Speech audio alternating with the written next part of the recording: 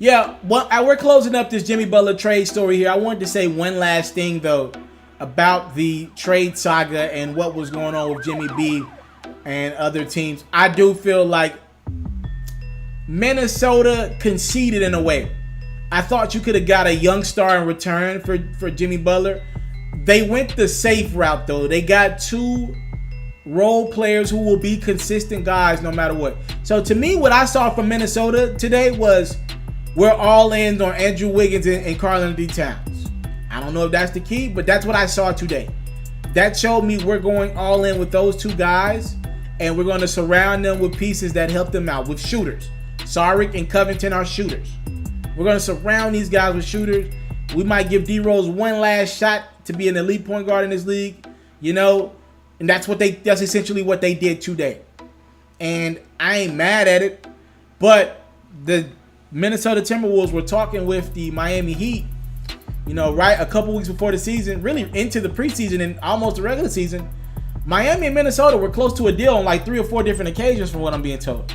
One time, first off, Miami didn't want to trade Josh Richardson. They didn't want to trade Josh Richardson and Justice Winslow out the gate. And Minnesota was like, look, can we, we need some guys, man. We're giving y'all an all-star, and sooner or later, Miami was like, okay, we'll give you Hassan Whiteside. Hell, if you want Dion Waiters, we'll give you him as well. You know what? We'll give you Dragic or Justice Winslow, either the 2, whatever you want. So then you looked at Miami like, okay, if I'm Minnesota, let's see if we can get some more out of that. Then they start pushing for Josh Richardson. Now, anybody that knows Miami, first off, y'all know I got a love for Josh Richardson. We went to school together. But anybody that knows Miami, they love Josh Richardson there. He's not in trouble. Josh Richardson, a cool dude. He's not going to start. Trust me, I know this guy. He is not going to be in the news wire starting trouble. You ain't going to see him creeping up with some new chicks. He ain't going to pull a Jimmy Garoppolo and be sleeping with a porn star. All right, he lives a low-key lifestyle. He enjoys his life. He's fine living. Josh Richardson, low-key dude, loves the game of basketball.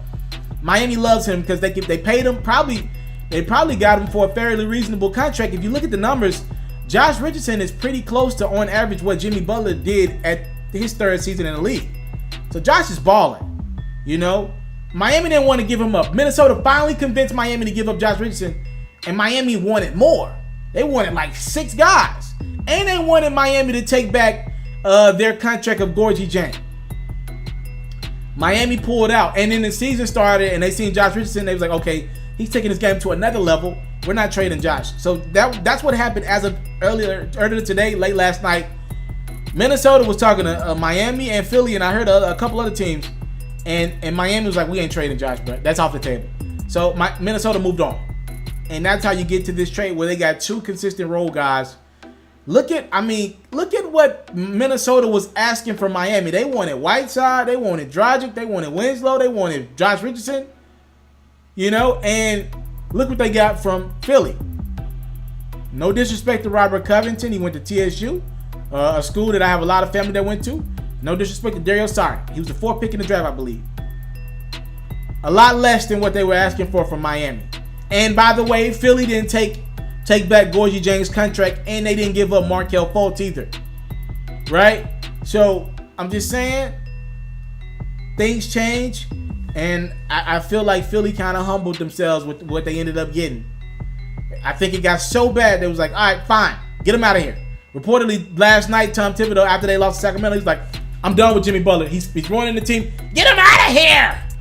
And they got him out of here. And, I look at Miami's a winner in this, Jimmy Butler. Miami likes Josh Richardson a lot. Just roll with him and see what he can get you. They're going to get Hassan Whiteside and Dion Waiters off their roster next summer. They're going to do that. Trust me. But I think they made a good move to keep Josh Richardson. And I do feel like Minnesota probably could have got more if they would have played this a better way and traded Jimmy Butler last summer. I came from nothing, but I want everything God has for me. I interview celebrities. I talk sports. I still represent the culture. I got the kids. You are now tuned in.